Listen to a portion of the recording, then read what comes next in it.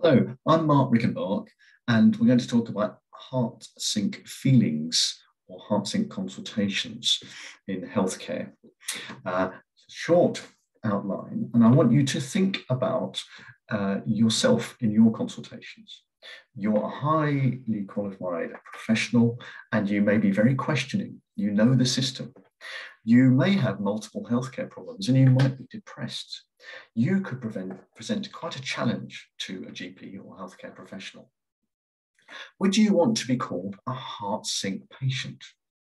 Might it tip you over the edge if you already feel that you're a burden to others because you're depressed?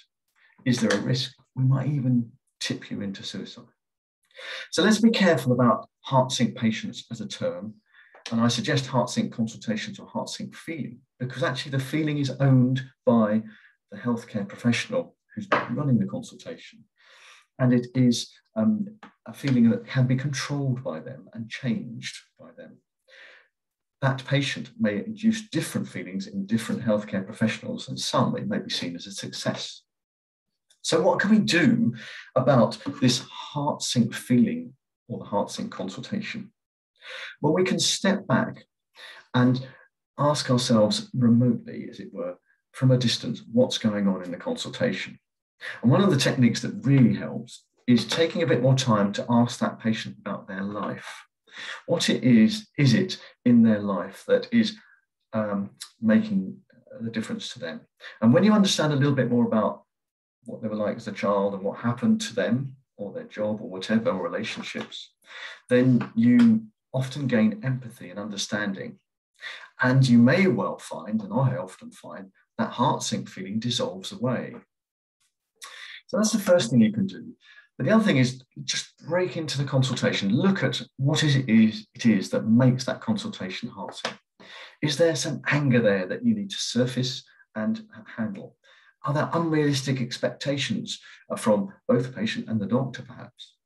Are there just too many problems? And actually, we need to do one at a time, just take it steady, list them, and just have another consultation later. Is there something else that we haven't touched on, a hidden agenda that is in the patient's mind that we haven't got to yet? What's the cues that we can follow? Perhaps this is outside your normal prescribing or your normal approach, and you feel uncomfortable about this, and you might need to work on that and decide where the boundaries are. And of course, keep to the boundaries, but just negotiate more. Is there something in the transactional analysis approach? Is this an adult discussion with one of you being the child? Is the patient trying to be the child and want an answer? Or are you responding as a child to that patient?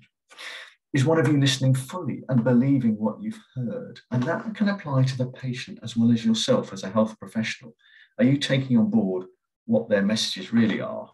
Or is it that they can't get across? It may be their message is something that needs to be addressed and something in their belief pattern, but have you listened?